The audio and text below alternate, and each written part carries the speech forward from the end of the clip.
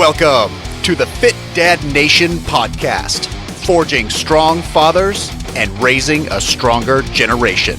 It's time to get up or shut up with your host, Steve Roy.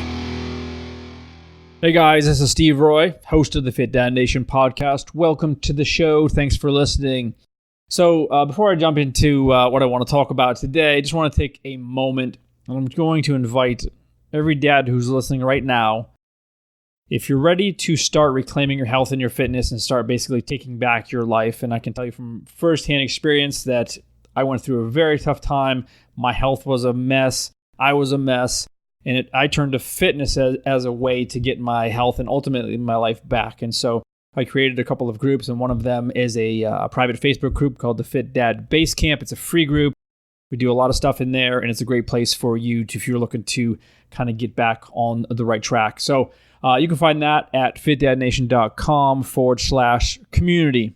So I want to talk about something that's really a big pet peeve for me, and I want to kind of go through and dispel a few popular fitness myths that are still around, believe it or not, and they're still causing thousands or millions of people even to waste time, money, and energy. And this shit just pisses me off. And I've mentioned this so many times, but I'm going to mention it again. This industry, the fitness industry, the health industry, diet industry, is ripe for the picking for savvy marketers. And unfortunately, there's so much money to be made in this industry with supplements, food, diets, cookbooks, programs, coaching, all that stuff, that it attracts the sharks. And I know a lot of people personally that I would never buy something from them because it's just shady. And I see it every day on Instagram, and it drives me insane. So, a big part of what I do is cutting through all the bullshit that's out there. If you know anything about me or my story or my business, that's just how I roll. I'm just not a salesman and never want to be. So I want to go through some things that I still hear. I mean, seriously, I get these questions all the time, and I'm actually a little bit surprised that some of these myths are still alive, but they are.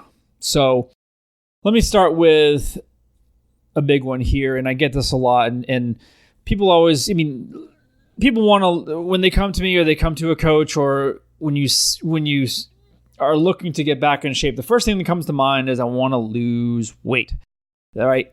And right there, I will say straight up, you don't want to lose weight. The whole idea of weight loss, I guess I'll call it a myth, is flawed, because when you say you want to lose weight, you're just looking at a number on a scale, and that's not the correct way to look at it. Instead, the numbers that are important are it's your body composition. So your body fat, and you need to have that taken. Typically, you have it done hopefully by a professional trainer, somebody that knows what they're doing with a set of calipers. If you can afford a DEXA scan or underwater weighing, do that. That's more accurate. The handheld devices, the scales that you step on are wildly inaccurate. Even calipers done by a pretty good trainer, it can be off 5% in either direction. So it's certainly not an exact science, but the idea is to kind of look at the trend over time using the same testing methods and seeing that it's going in the right direction, which is down. So that's the way that you should be looking at your progress, as far as that's one way. Instead of saying, I just want to lose 20 pounds. No, you don't want to lose 20 pounds, because anybody can lose 20 pounds by starving themselves, limiting their water, doing one of these crazy low-calorie diets. Anybody can do that. That's not what we want to do. We want to lose fat because we want to keep our muscle tissue. That's the most important thing we have going for us. It's the best fat burner that's available. There's no pill or potion or anything like that comes close to having more lean muscle tissue. So forget weight loss, focus on fat loss and non-scale victories, how your clothes are fitting, how you're feeling, your strength, and then your body fat. So I'm going to get that out of the way. So number 2, I'm going to talk about keto. I've mentioned this also many times. People have heard it 1,000 times in different groups. Keto is the best way to lose weight. And it is not the best way to lose weight. It is one way to lose weight. And yes, you will, for the most part, if you follow it, you're going to lose weight. Why? Because you cannot eat any fucking carbohydrates, and that's removing a shitload of calories from your diet. Typical American eats 50% or more of their diet in carbohydrates. When you take that out, you're left with half your calories. Guess what happens? You lose weight because you're in a severe calorie deficit. Okay, that's it. So there are some benefits to keto. It's for certain populations, but I will tell you it's not even close to being the best way. It's not even a great way because it's extremely difficult to stick to. And again, I'm not going to talk you out of it. If you want to try it, go ahead. Just be mindful that it's very difficult to stick to. And you're going to have cravings, you're going to have headaches, you're going to feel like shit, you're going to miss all the foods that you grew up eating and you've eaten for the last 40 years, right? Because none of them are on the menu anymore.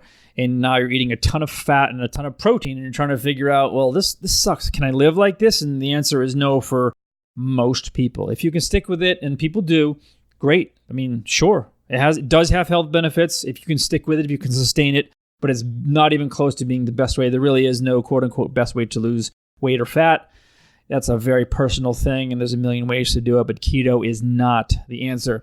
Same with flexible dieting. That's become very trendy, very popular. A lot of people are talking about it's all about flexible dieting. And again, this is another area that I just personally bothers me to hear about this. Oh, you can eat. It's like Weight Watchers to me, right? You give you a certain amount of points, and then you can eat whatever the fuck you want. That's not how it works. Same with flexible dieting. People think, well, if it fits my macros, or, no, you don't get a free card to go eat Cheetos, Subway sandwiches, drink Cokes.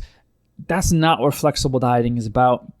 It's just about making better decisions and not having the restrictions hanging over you, or the moniker of a quote unquote diet hanging over you, because you have more flexibility and freedom. And there's a lot to be said for that. And if you do it right, there's nothing wrong with it. It's fine. But it's not a pass to go out and eat whatever the fuck you want. But unfortunately, that's what people do. Well, my coach, online, I just joined this Facebook group, and I'm paying him, $100 a month, and he tells me to flexible diet. I can eat whatever I want as long as I stay, under this calories. And when it comes to that, keep in mind too that number one is your calories, right? If your goal is to lose weight or fat, you have to eat fewer calories than you take in, and your body requires. That's mandatory. But if you eat 1,500 calories worth of Pop-Tarts and Red Bull, I mean, I actually did that for a long time. It's good if it's under your requirements, you're going to lose weight, right? But think about that for a second, right? If your goal is to lose scale weight at the expense of your health, you're insane, and you should turn the show off because you're fucking stupid. That's ridiculous. But people do it. Literally blows my mind when people do this. I see it. Oh yeah, I'm way under my calories for the day. I'm like, great, let me see what you've eaten. All right, we've got a bowl of Raisin Bran for breakfast and a cup of orange juice. Okay. For lunch, we stopped at Panera, had a turkey sandwich with a bowl of soup, an iced tea. For dinner, what do we got here? All right, spaghetti with sausage and one piece of garlic bread and a glass of wine, right? That's like kind of a typical diet, right? That's a disaster. Forget about all the things that you're seeing, all the things that you're reading about dieting, and let's just understand the fact that it's a very personal thing. If you love a paleo diet, try a paleo diet. If you love vegetables, right, that would work well for you. If you want an elimination diet where you're having gut problems or gut health problems, or you have other symptoms and you think that maybe it's food inflammation that's causing it, it could be grains, it could be flour, could be corn. I mean, we don't know, right? So an elimination diet, that certainly works fine too, right? You start eliminating one thing at a time very slowly, and you see, hey, I feel better. Boom, there you go. Okay, I actually forgot where I was going with my last point, so I'm just going to move on. Intermittent fasting. I love intermittent fasting. I think it's a phenomenal tool for fat loss, for weight loss, whatever. And I think it's a powerful psychological tool because you can really understand why you're eating so much, or when you're eating, or the triggers. And I've done it a few times for extended periods of time, and I've seen not only great results physically, but mentally. I've really changed the way I look at foods. But it's not an excuse, just like with flexible dieting, it's not an excuse to eat whatever you want in your window. So if you're eating in a 6-hour window every day, you don't have to gorge yourself on every calorie you can just to fill that void. That's not how it works. You still have to be mindful about the quality of your foods. That's what the point was. Now I'm going to circle back around to that. I was still going to talk about the quality. Even if you're under the calorie requirements of your daily needs, if the quality of your food sucks, you're going to lose weight, but you're going to, basically it's going to cost you your health in exchange. And please don't ever do that. Okay. That's the point I wanted to make. Don't ever do that. Quality is extremely important too. It's not just quantity, although everybody on Instagram seems to be preaching it. Everybody on Instagram, every coach is regurgitating the same fucking shit. Calorie reduction. Let's get in a deficit. Let's deficit. Let's talk about the quality of your foods. That's extremely important. We're not trying to lose 20 pounds for summer and be fucking unhealthy and have shitty blood work numbers. We want to have healthy bodies for the rest of our lives. That's what it's about. Okay, moving on. Supplements, right? The myth of, if I just take this supplement, my workouts are going to be so much better. I'm going to get so much stronger. I'm going to add so much more lean muscle, right? Even supplements that have been highly researched, like creatine, it's a great supplement. It's not going to do a fucking thing for you if you're not covering the basics and you're not doing it right? You have to load creatine. You have to take it with certain things. You have to take it consistently. You have to be training your ass off. You have to do a bunch of things to make it really be effective, right? You can't just take it and expect it to work, okay? But if you're not covering the other basics, which I've talked about at length, I think I even have a whole episode on it. Get your fucking sleep. Get 7 to 8 hours of sleep, right? Reduce your stress. Drink more water. Get some exercise. Move around. Stop sitting. Get outside of the sunshine for 15, 20 minutes a day. Basics of good health and fitness, okay? You cannot, buy your way out of that by going to GNC and buying some fancy label products. Not going to work. Drives me insane. I hate the supplement industry. I really do. There are some good supplements. I do promote some supplements, and some of it's okay, right? It's not a bad thing, but it's abused. That industry is abused, and people are making millions of dollars.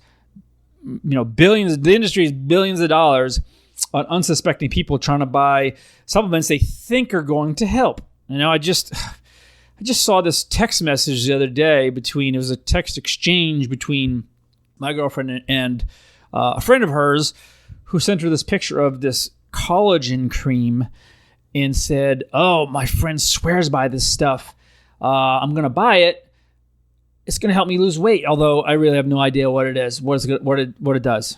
It's like $60 for this little jar of collagen cream, which she thinks is going to help her lose weight, when in fact, it's not going to do a goddamn thing for her losing weight. She's going to spend $60. She's going to be disappointed, and she's going to, stop using it. Then she's going to move on to a different product. And they're out there. Product chasers are everywhere. I see it all the time. I can't stand it. Right, one supplement after the next, one product after the next, trying to look for something that's going to shortcut them, help them skirt the actual realities of what's going to happen, meaning you got to put your time and energy and focus into it, and you have to stay consistent as shit with it. That's what I'm saying. All right, this is nuts to me. This myth has been around forever. The myth of spot reduction. I even hate talking about this because it's so, it's been so overdone, but I got this question the other day from a dude. How do I lose? I really want to lose some back fat. Like, my lower back got these love handles. Can you give me a couple exercises to lose that? I was like, no, I can't. There's nothing I can tell you. Clean up your fucking diet, get your ass in the gym, and stay there. That's it. You can't spot reduce. I don't care what you're doing. You can't get on the adductor and abductor machines and expect that's going to tone and slim your thighs. That's not going to work, okay? The only thing you're going to do, get your ass in the gym, start cleaning up your diet, and train your ass off. Lose fat. That's it. That's how you spot reduce. Your body will lose fat from wherever the fuck it wants. And I'm swearing a lot this episode, but I'm just kind of fired up here. Seriously, your body is going to determine, and oftentimes it's the last place, to go. Like for most men, it's their belly area, right? Your gut. And a lot of times it's the last place you're going to lose face fat, back fat, leg fat, neck fat.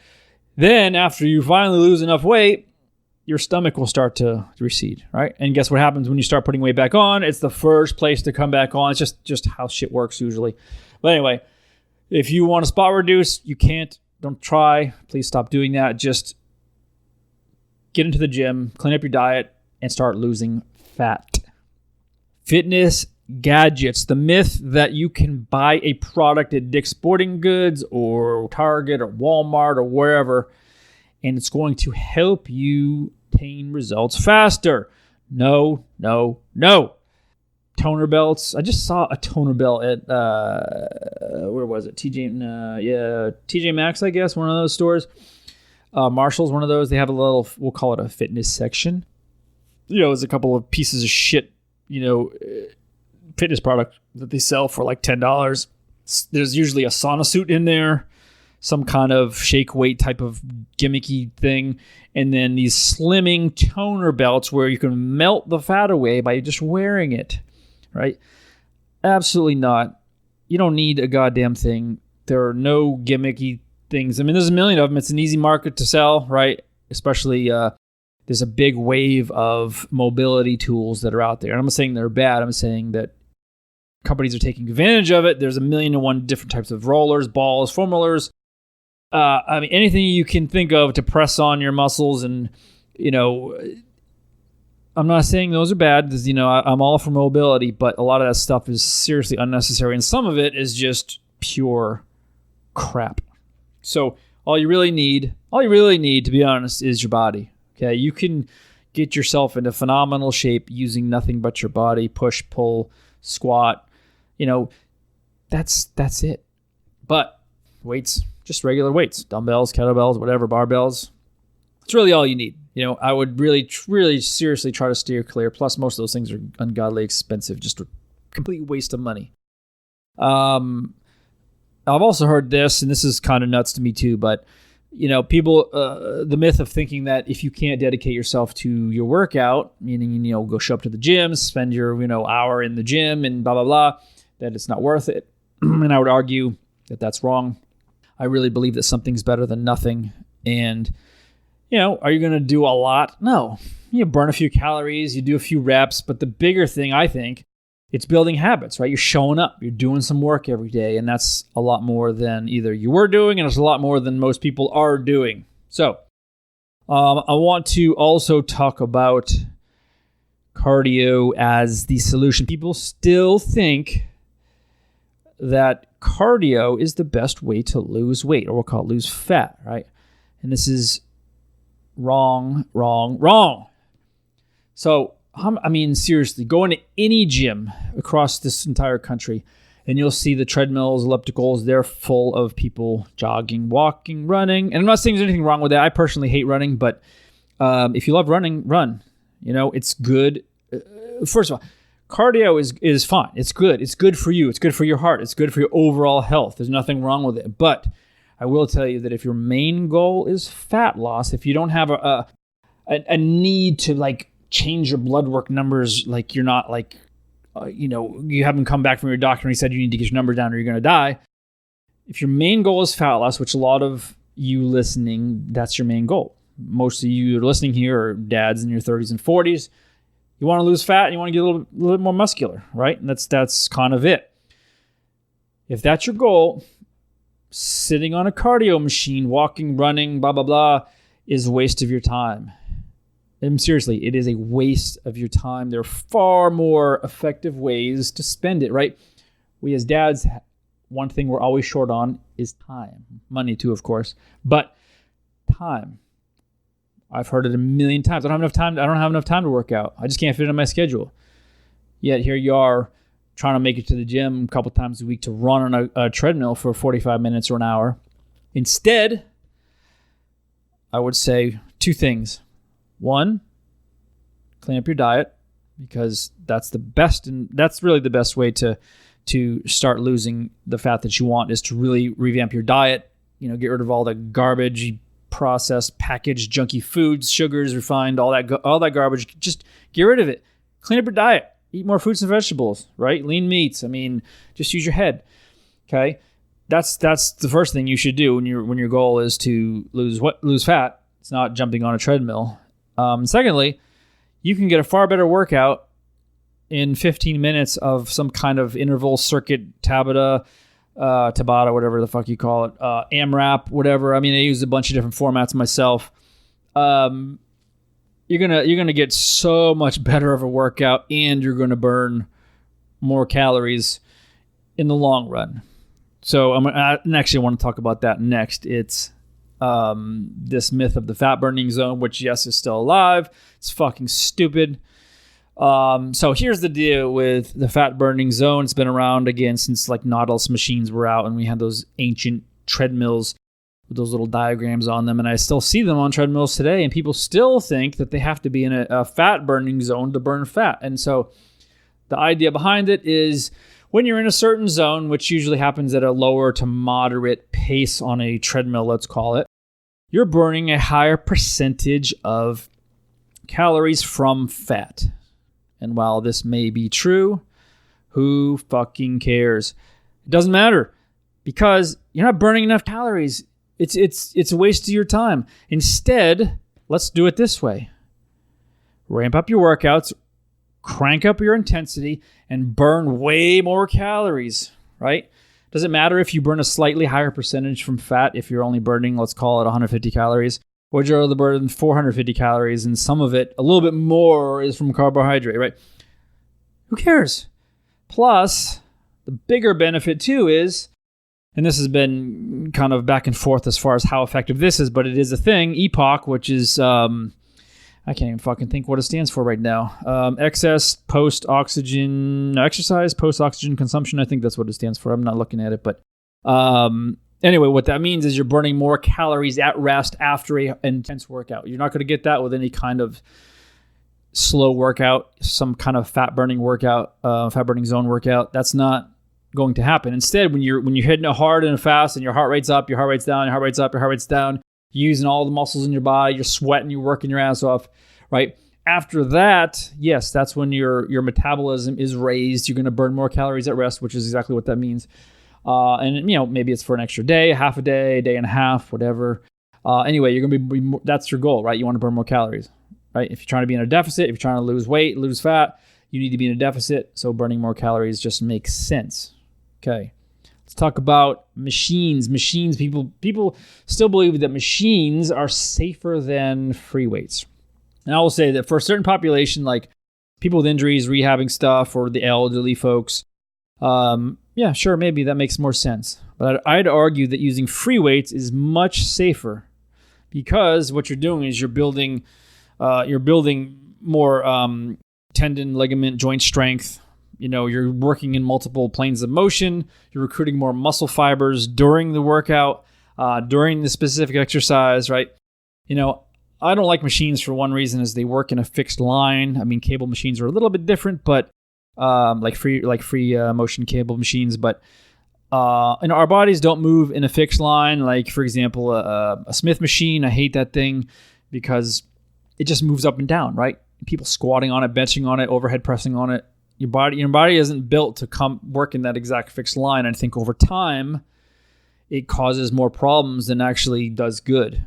So I don't ever use machines anymore. If I have a client that's struggling with lifting any weights or mobility or is really overweight, I'll put them on the ground, or I'll put them in a seat or something like that, and we'll work that way with some free weights or body weight stuff. And I won't put them on a machine. I don't really see a need for it, to be honest with you. So coupled with that, I will say that people looking to get abs by using either ab machines or doing specific ab exercises. I hear this actually more than I would like to. Hey, Steve, can you give me a couple of ab exercises? I really want to get my abs out for summer. Can you give me a couple of good exercises? Like, no, I can't. You know why? Because it doesn't matter, right? You're going to you'll build stronger abdominal muscles, oblique muscles, right? That's all well and good, and that's important. That is important for posture and prevention of injuries. It's very important because a lot of guys our age, I'm 48, have incredibly weak cores, and by core I mean your abdominal muscles, your lower back, even into your hamstrings, your glutes. Those are all core muscles. They have very weak, very tight. So it's important. Yeah, you want to do planks, anti-rotation exercises like pale-off presses. Those things are phenomenal, but you're not going to get abs by doing them because you're fucking too fat. You have to lose your fat before you can ever see them. So please, please, please, please, please stop thinking that doing a million crunches, hanging leg raises, whatever the fancy thing you're doing, if you have too much fat, you will never see them. You can still build the strength. So when you do lose the weight, they'll probably pop out, and that's great. But just understand that ab exercises will not give you abs. One more thing I want to talk about here. It is this whole principle of muscle confusion. It's really taken over. Actually, case in point, I went to Orangetheory, I guess last week with my girlfriend. We went over it, and she asked me to take a class with her. I said, sure, of course. Yeah, I'll do it. So I went in, and they made a claim, no two workouts are ever going to be the same here. No matter how long you're coming here, they're never going to be the same. I said, oh, that's great. Okay, wonderful. So here's the thing. There is something to be said for muscle confusion, right? It does challenge your muscles in different ways, right? It helps prevent you getting stagnant or plateauing, right? And it keeps things interesting. Because, that's a big part of it. If you're bored, if you're doing the same Zumba workout or the same P90X workout for months and months and months on end, it's boring. You get tired of it. And guess what happens when you get tired of something? You stop doing it. So, yeah, it's fun. That's a thing. It's enjoyable. My girlfriend loves it. She's been going to classes almost every day. She loves it. And that's great. But here's the thing. There's a lot to be said for having a set program with set reps and sets and weights and progressing for a period of time. Typically, most of my clients, I will say 4 to 8 weeks, typically probably, closer to 8. They can be on a specific program for that time without hitting a plateau or getting too bored. But the thing that we're looking for here is testing the strength and how are things progressing for you, right? If you're changing your workout every single time, you have no idea if you're getting stronger because you have no benchmark. Your benchmark is erased every single time. And so instead, I keep everything that I do with my clients on spreadsheets so I can track all that stuff. And so I can see progressions of strength. And, maybe it's more reps, maybe it's more time under tension, maybe it's more weight, whatever it is. But there has to be a benchmark to say, hey, this is how we're progressing. If that's not important to you, then by all means, but I think that is an important thing to talk about. And that's an important thing to do. I will say that, in this Orangetheory workout, and again, I'm not beating Orangetheory up or any of the other gyms like that, but, I burned 917 calories in 1 hour, and it was great. I busted my ass. I was rowing. I was doing the TRX. I was actually on the treadmill for a short bit, like running. And like I've said it before, I hate running. I was just running my ass off, and it was a great workout, right? But I don't see how it would make sense to do that as your only source of exercise, right? Because let's look at the model of an Orangetheory. It's highly cardio based. Yes, there's some strength endurance training in there, but there's no strength training. And that, man or woman, in my opinion, should be your goal. Is your number one goal is to strength train, because not only are you getting stronger, right? That's important for everybody. Just getting stronger, your joints and your muscles and your tendons, all that stuff needs to get stronger. But that's going to help you gain the lean muscle tissue that you're not going to gain from burning 5 million calories, over the course of a few months. Again, people don't understand that whole concept. And especially I see it with women, and some women that listen to the show. They think, well, I'm just going to go do a ton of these classes and that's all I need. And, there's nothing wrong with that. You're going to burn a lot of calories. You're going to have some fun. You are going to get stronger. You probably will lose some weight, yes. But please understand that is not the solution. I think it's critical for man or woman, regardless of your age, especially if we're going to, maybe not so much when you're younger, because, you can grow muscle doing pretty much anything. But when you get older, you'd be our age, it's extremely important to add lean muscle tissue. And that's only going to really happen with dedicated strength training program where you're overloading your muscles progressively with heavier weights. You're not going to look like man or woman. You're not going to look like Arnold. You're not going to get big and bulky, right? You're just going to get leaner. You're going to be more muscular. You're going to strip out some of that fat. And again, that's the goal, right? That's the goal. So anyway, those are some things here. I could talk about this stuff for another 2 hours. But I just wanted to cover some main things here that, like I said, really pissed me off to hear this stuff. And it's actually sad, to be honest with you. It's sad to hear people, in their 40s that have been around. I mean, people have been around forever. They're still ignorant to the fact that a lot of these things are scams or they don't work, and people are wasting so much money and their time and energy and all those things they're wasting on all this stuff. So I hope this helps. I really wanted to clear a few of these things up. If you have any questions, of course, you can always reach out to me. Steve@fitdadnation.com. Again, I urge you to join our free private Facebook group. It's at fitdadnation.com/basecamp. We do a lot of cool stuff in there for dads. And I will talk to you next time. Thanks for joining us. And remember, if you want more information, check out the Fit Dad Basecamp group on Facebook. And don't forget to stop by fitdadnation.com. Until next time, keep kicking ass and taking the next step. You can do this, Dad.